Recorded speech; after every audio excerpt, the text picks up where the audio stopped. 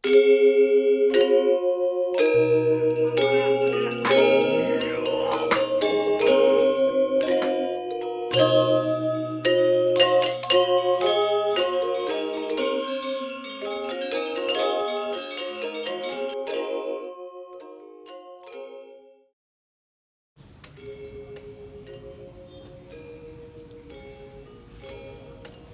Swastiastu, umat Dharma yang saya hormati dimanapun berada, dengan teriring doa ke hadapan Tuhan yang Maha Esa, semoga kita semua selalu diberikan kesehatan, keselamatan, kesejahteraan, dan COVID-19 ini mudah-mudahan segera bisa berakhir.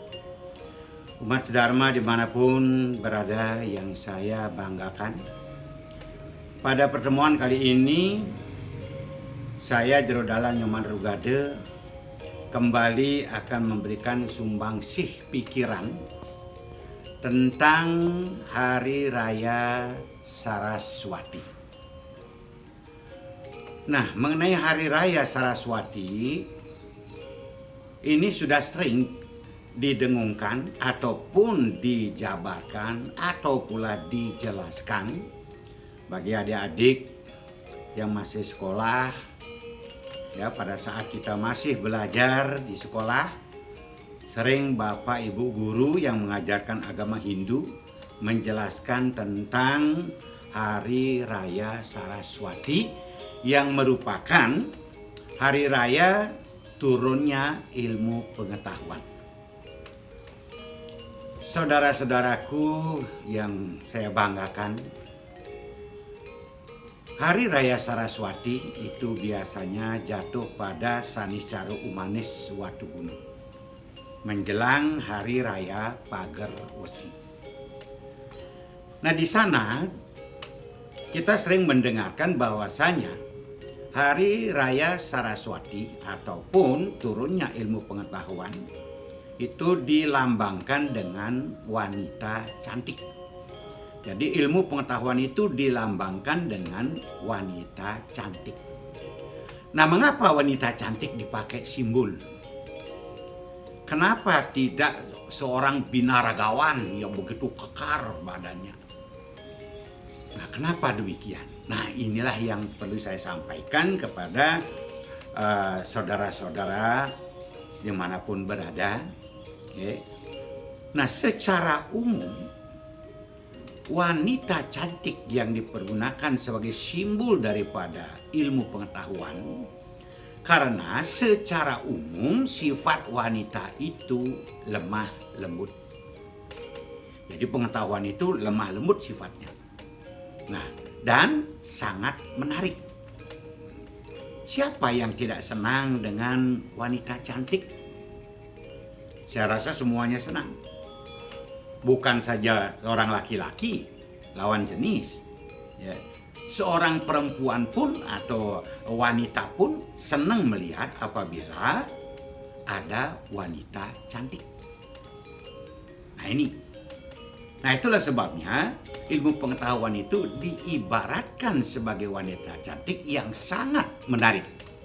Khususnya bagi saudara-saudara yang senang belajar atau menuntut ilmu pengetahuan.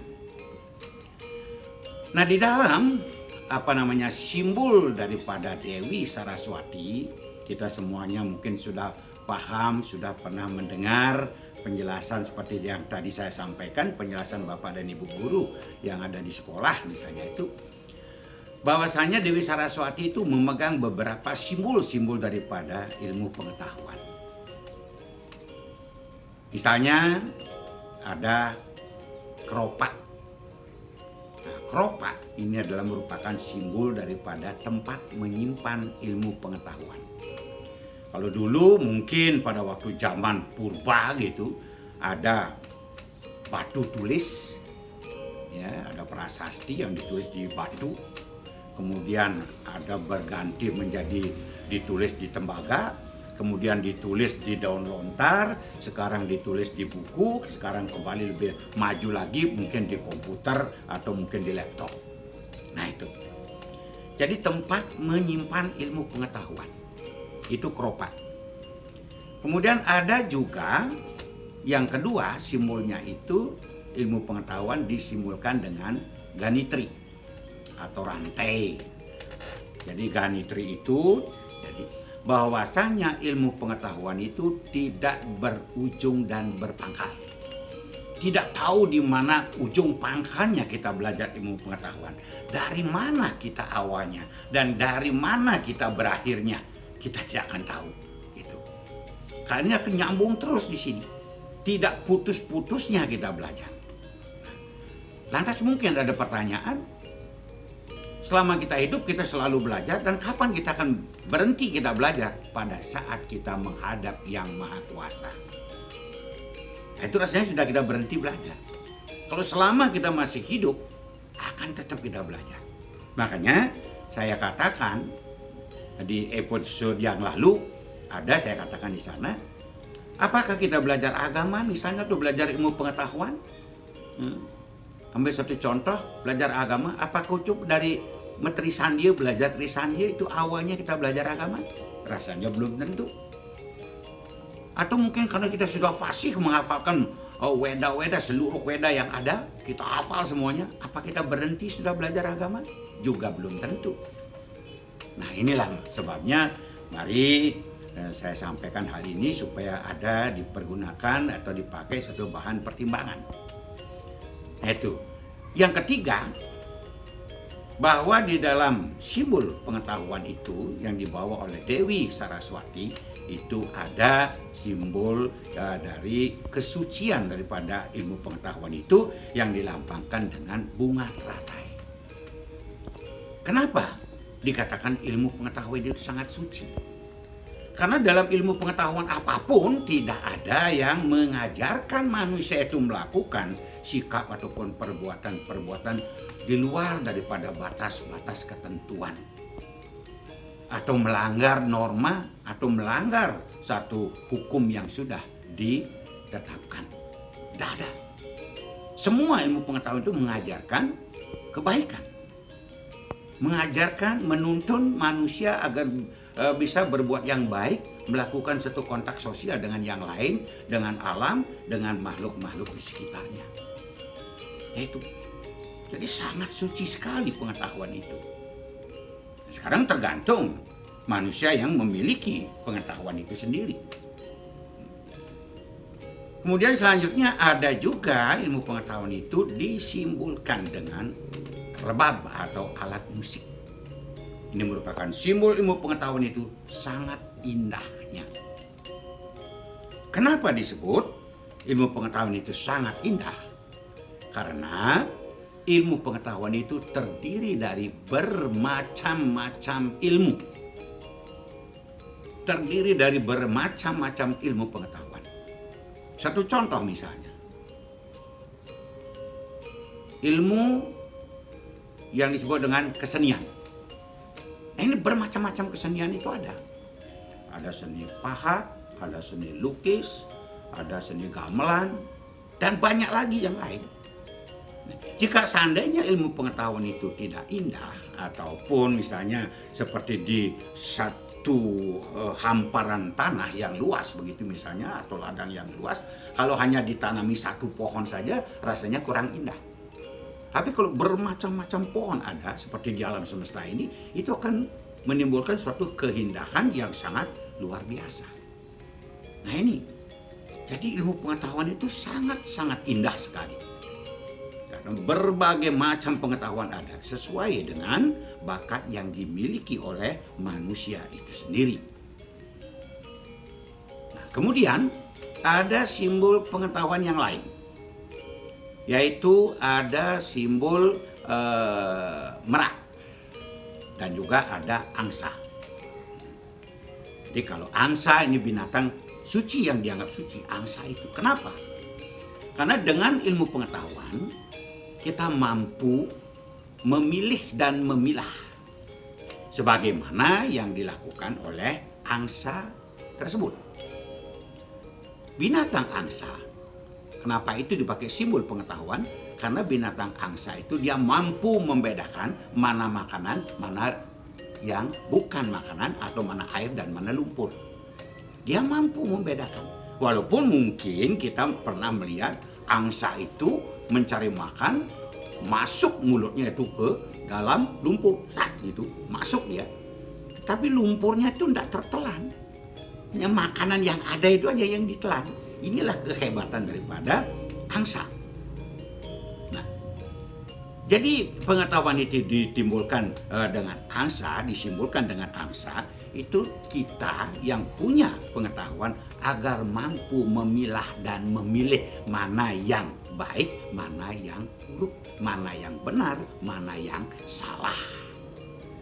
Ini kalau tanpa kita memiliki satu ilmu pengetahuan yang cukup, rasanya kurang kita akan mampu untuk membedakan mana yang benar, mana yang salah. Ini. Kemudian selanjutnya saya percepat sedikit. Selanjutnya ada burung merak. Burung merak ini merupakan simbol daripada kewibawaan. Saudara-saudara umat sedharma dimanapun berada, ya, jika seandainya kita memiliki pengetahuan cukup tinggi, pengalaman yang cukup luas, ini diharapkan, ya, kita memiliki suatu kewibawaan, memiliki sikap yang bijaksana, dan juga kita akan berwibawa. Berwibawa karena kita memiliki pengetahuan yang tinggi, pengalaman yang luas. Ya, bukan wibawa karena dibuat-buat, karena sifat-sifat yang kurang baik. Mungkin menakut-nakuti orang dan lain sebagainya lah. Itu.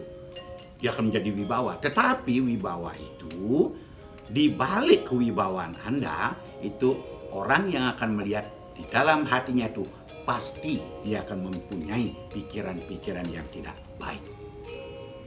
Nah, untuk itulah,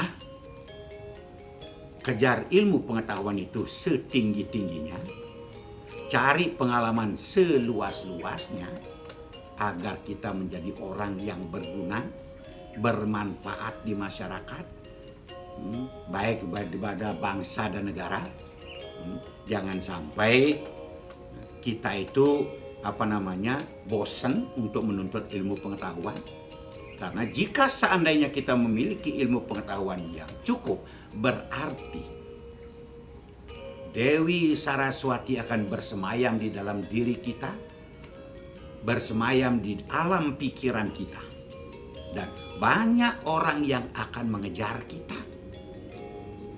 Dalam artian apa? Banyak orang yang memerlukan kita untuk dipekerjakan. Banyak orang yang mohon bantuan kepada kita karena kita diketahui memiliki pengetahuan yang cukup, pengalaman yang cukup luas. Nah, sehingga banyak orang yang datang untuk memohon bantuan, mohon petunjuk dan lain sebagainya. Jadi harapan saya kepada saudara-saudara umat sedharma dimanapun berada, apalagi generasi muda yang sedang menuntut ilmu pengetahuan, jadikanlah diri Anda itu seorang Dewi Saraswati bersemayam di dalam diri Anda, di dalam pikiran Anda, sehingga Anda itu akan dielu-elukan oleh masyarakat, akan disanjung oleh masyarakat. Masyarakat akan segan terhadap kalian, bukan membenci, akan segan. Jangan dibuat-buat wibawa itu. Wibawa akan muncul dengan sendirinya apabila ilmu pengetahuan bersemayam di dalam diri Anda, di dalam pikiran Anda. Yang nantinya pengetahuan yang kalian miliki, pengalaman yang Anda miliki, bisa kita sumbangkan kepada masyarakat di sekitar, kepada masyarakat di mana kita lahir, kepada bangsa dan negara. Nah, inilah perlunya saya memberikan penekanan-penekanan atau sumbangsi pikiran tentang masalah Hari Raya Saraswati, di mana setiap Sanis Caru Manis Watu Gunung kita akan menyambut turunnya Sang Hyang Haji Saraswati, ilmu pengetahuan itu. Nah, Nah, mudah-mudahan juga apa yang saya sampaikan ini bisa dipergunakan sebagai pelengkap ya. Mungkin pada waktu dulu masih ada kekurangan-kekurangan. Mungkin dengan apa yang saya sampaikan ini akan bisa melengkapi pengetahuan yang Anda miliki. Nanti pada saat Hari Raya Pagar Wesi, ya, saya mungkin bisa sampaikan karena singkat sekali ya, karena cukup singkat pemahaman daripada Pagar Wesi. Jadi dengan kita mempunyai pengetahuan yang cukup tinggi, pengalaman yang cukup luas, kita akan mampu melindungi diri kita sendiri dari pengaruh-pengaruh yang kurang baik, ya, pengaruh-pengaruh yang tidak baik atau negatif itu, sehingga supaya kita memasang pagar. Yang dimaksud pagar, kuatnya pagar seperti pagar besi. Makanya kita akan menyambut kedatangan daripada Hari Raya Pagar Wesi. Pagar itu artinya pagar, wesi itu besi. Bagaimana kita memagari diri kita dengan ilmu pengetahuan yang kita miliki, supaya begitulah kuatnya pagar diri kita, tidak ditembus oleh pengaruh-pengaruh yang negatif di dalam melaksanakan suatu kehidupan ini. Nah itu, jadi untuk tumpak landep yang lainnya nanti mungkin setelah ini akan saya sampaikan juga apa sih sebetulnya tumpak landep itu. Ya, kemudian masih banyak yang perlu saya ingin sampaikan kepada saudara-saudara umat sedharma dimanapun berada yang saya cintai, yang saya banggakan. Jika seandainya ada hal-hal yang kurang pas, saya tidak lupa, saya sebagai manusia biasa, tidak sesempurna ide Sang Hyang Widiwasa, selalu ada kesalahan-kesalahan sebagaimana yang telah saya sampaikan, ya. Lebih banyak salahnya daripada benarnya. Mohon untuk membuka pikiran dan juga hati untuk bisa memaafkan. Ada hal-hal yang kurang pas, jangan itu diperpanjang lagi.